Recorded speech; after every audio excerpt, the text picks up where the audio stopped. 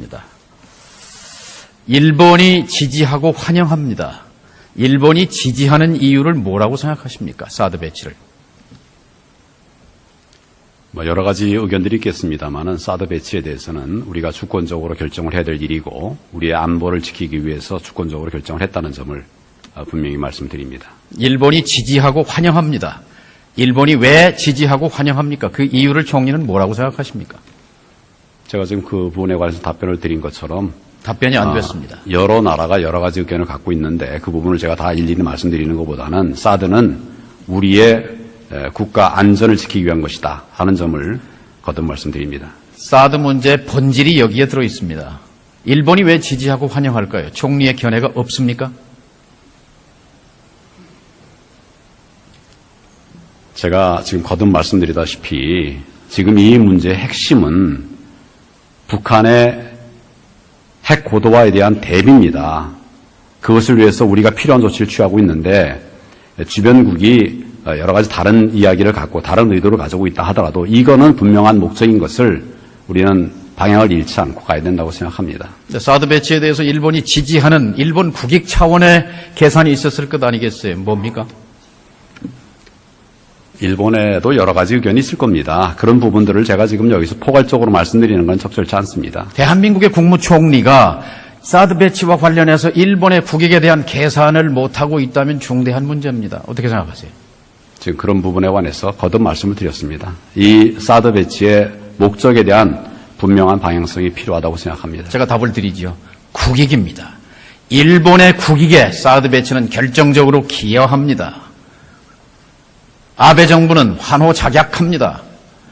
군대를 못 갖게 돼 있는 평화헌법, 전쟁 권한을 포기한 일본 헌법을 고치는데 결정적인 유리한 원군을 만난 셈입니다. 그리고 이제 북한 핵 미사일 위협으로부터 사드 배치가 자신들을 좀 더 안전하게 해줄 것이라는 기대를 하고 있지 않겠습니까? 일본의 국익입니다. 문제는 국익입니다.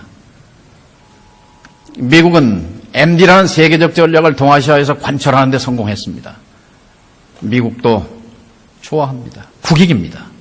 자, 중국과 러시아는 격렬하게 반발합니다. 총리께 묻습니다. 우리의 국익은 무엇입니까? 실을 따져봤습니까? 사드 배치의 실은 어떤 것입니까?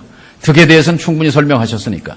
지금 실은 무엇입니까? 오늘만 해도 여러 번 제가 말씀드렸습니다만은 사드 배치의 분명한 목적은 북한의 핵 도발, 핵 고도화에 대한 우리 국가 안위와 국민들의 생명 안전을 지키기 위한 것입니다. 다른 여러 가지 이해관계들을 따져야 될 것이고 또 검토할 필요가 있겠지만 가장 큰 검토 대상은 가장 우리가 고려해야 될 부분은 북한의 핵 도발에 대한 대응이 필요하다는 것입니다. 그렇게 되지 않는다면 다른 어떤 것들에 대한 검토도 사실은 좀 순서가 잘못된 것이라 이렇게 생각합니다. 정부 내에서 충분히 토론은 이루어졌습니까? 예, 충분히 논의가 이루어졌습니다. NSC에서 몇 번이나 열린 토론을 했습니까? 이 사드 배치와 관련해서 7월 7일 결정하는 NSC 말고. 네, 이 부분은 의원님 아시다시피 오래 전부터 저희가 검토하고 논의해 왔던 것입니다. 그런 것들을 치자면 많은 그런 회의가 있었고 또 논의가 있었던 것으로 그렇게 알고 있습니다. 그 논의에서 대한민국 국익이 침해되는 실에 대한 검토는 있었습니까? 없었습니까? 기본적으로 구체적인 세부적인 협의 내용은 제가 참석하지 않는 회의가 대부분이었기 때문에 일일이 다 말씀드릴 수는 없습니다만은 기본 방향은 우리 국가 안보, 국익, 또 우리 국민들의 안전 이런 것들이 제1의 목표였다. 나머지 부분들에 대해서도 검토를 한 것으로 그렇게 알고 있습니다. 한 가지만 얘기해 보시죠. 사드 배치로 우리가 잃는 것 첫 번째는 무엇입니까?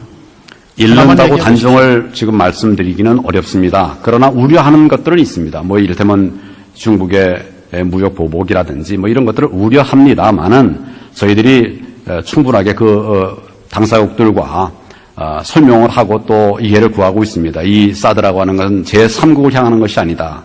북한의 핵 도발에 대한 대응을 하기 위한 것이다. 그런 방어적 시스템이다 하는 점을 설명을 드리고 있고 지금 현재적으로는 그런 의원님 말씀하시는 그런 우려들이 현실화되고 있지는 않은데 그럼에도 불구하고 저희가 면밀히 대비는 하고 있습니다. 2000년도에 중국이 삼성전자의 휴대폰을 포함해서 수입 금지 조치를 내린 건 알고 계시죠? 네, 알고 있습니다. 그 전말에 대해서 국민에게 좀 설명을 해 주실 수 있겠습니까? 알고 계십니까? 네, 당시의 상황을 제가 국민에게 설명을 드리려고 그러면 좀 자료를 찾아봐야 되겠습니다만은 의원님 그 우려의 취지는 알겠습니다. 그래서 우리가 그 뒤에 취지 문제가 아니고요. 여러 차례 검토를 했다고 하니까 실과 관련해서 무역보복 얘기를 하셨잖아요. 그럼 2000년 그 이른바 마늘파동의 개요에 대해서 설명해 주시기 바랍니다.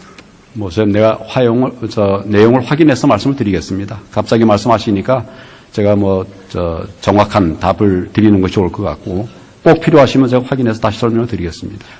그것은 온 국민이 알고 있는 사안인데요. 대한민국 총리가 지금 머릿속에 정리되어 있지 않다는 것이 우리 국익이 사드 배치로 해서 이룰 것이 무엇인가에 대해서 충분히 검토되지 않았다는 그런 증거 같아서 대단히 안타깝습니다. 정확한 내용을 필요하면 확인해서 말씀을 드리겠습니다. 그런데 지금 왜 이렇게 서둘러서 발표를 한 것입니까? 조금 전에도 말씀을 드렸습니다만은 제가 오늘 이 회의에 오기 위해서 그동안 금년 들어서 북한이 어떤 일들을 했는가 이걸 좀 찾아보니까 핵 실험을 했습니다. 제4차 핵 실험이었습니다. 그리고 12번의 탄도미사일을 발사했습니다. 모두 27발이었습니다. 과거와는 전혀 다른 양상입니다. 지금 단기간 내에 북한의 핵이 고도화되고 있고 또 탄도미사일도 고도화되고 있습니다. 오늘 아침에도 아까 말씀드린 것처럼 3발을 발사했습니다. 우리 안보가 이제는 더 논의를 하고 기다릴 수 있는 이런 상황이 아니라 우리가 막을 부분들은 막고 방어를 해야 되겠다. 그래야 우리 국민들의 안전이 지켜질 수 있겠다. 이런 상황의 변화에 따라서 사드 배치가 결정이 된 것입니다. 북한의 핵 고도화는 어느 시기에 집중적으로 이루어졌습니까? 방금 말씀드리다시피 금년 들어서도 지금 여러 번 그 미사일이라든지 핵 도발도 하고 있습니다만은 한 단계 한 단계 더 고도화되어 가고 있는 것으로 판단하고 있습니다. 사드 배치가 되면 북한이 핵을 포기할 가능성이 있습니까? 북한이 핵을 포기하지 않아도 우리 국민들과 나라를 지킬 수 있는 그런 방어 시스템이 필요하다고 생각합니다. 개성공단은 왜 포기했습니까? 마찬가지입니다. 그 부분도 북한이 근년에 반복적으로 이렇게 핵 도발을 하고 있고 고도화하고 있기 때문에 그것을 어떻게든지 차단하고 막을 수 있는 방법들을 다 동원해야 된다. 지금 국민들의 안전을 지키기 위해서는 정부가 무엇이든지 다 해야 되는 그런 상황이라고 생각을 합니다. 그런 측면에서 개성공단에 대해서도 중단을 결정했던 것입니다. 끝장 제재를 위해서 개성공단을 닫는다고 해놓고 사드 배치, 핵을 전제로 한 충돌하지 않습니까? 상호 모순 아닙니까? 정부가 우왕좌왕하는 것 아닙니까? 그렇지 않습니다. 북한의 핵 고도화에 대한 대책은 한 가지 방법으로 되는 것이 아닐 것입니다. 의원님 잘 아시다시피 우리가 할 수 있는 모든 조치, 모든 대응을 다 통해서 북한의 핵 도발 의지를 차단하고 끊고 그 북한의 핵셈법을 바꿔야 된다고 하는 것이 들 생각이고 그런 기본 방향 하에 국제사회와 함께 정부가 대처해 나가고 있습니다. 자, 이명박 박근혜 정부 8년 동안 북한 핵은 고도화되고 미사일 기술도 비약적으로 발전했습니다. 정부의 핵 미사일, 북한 핵에 대한 정책은 분명하게 실패했습니다. 실패의 귀결이 사드 배치로 나타났습니다. 그리고 근본적으로 대한민국의 안보 환경을 뒤흔들고 있습니다. 인정하십니까?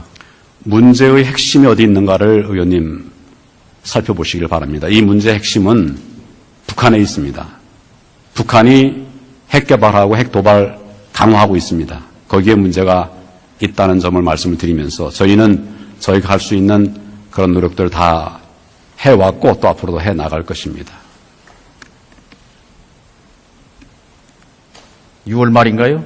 시진핑 주석 만나셨죠? 네, 만났습니다. 그때 시 주석이 사드 배치에 대한 강력한 우려를 표명했습니까? 보도가 됐습니다만은 제가 시 주석과의 그런 회담 내용을 상세하게 말씀을 드리는 것은 적절치 않다고 생각하고 양국의 입장들을 충분히 나누었습니다. 사드 배치 우려에 대한 총리의 답변은 무엇이었습니까? 방금 말씀드렸다시피 양국에서 회담을 통해서 논의한 것들을 말씀드리는 것은 매우 부적절합니다.